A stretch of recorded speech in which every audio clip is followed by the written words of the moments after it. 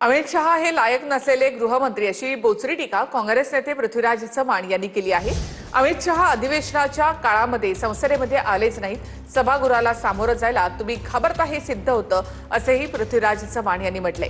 दरम्यान पृथ्वीराज चव्हाणांनी आत्मचिंतन करावं असा सल्ला राहुल नार्वेकर यांनी दिलाय।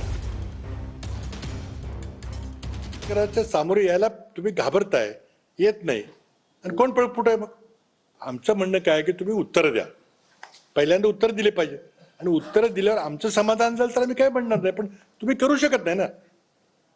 गोळीबार झाला का नाही, पेलेट गन वापरल्या का नाही, आज एका मुलाचा डोळा गेला का नाही, बिहारमध्ये AK-47 वापरल्या का, कुणीतरी आदेश दिला असेल ना।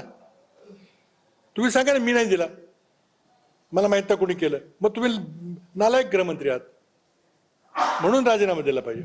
आधी उत्तर द्या आणि आमचं समाधान करा ना।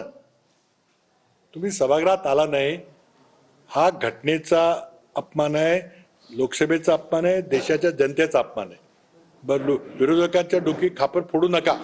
निराशेतनं अशा प्रकारचे अत्यंत खेदजनक वक्तव्य करत आहेत। मला वाटतं त्यांचं फ्रस्ट्रेशन त्यांच्या या वक्तव्यातनं बाहेर दिसून येत आहे।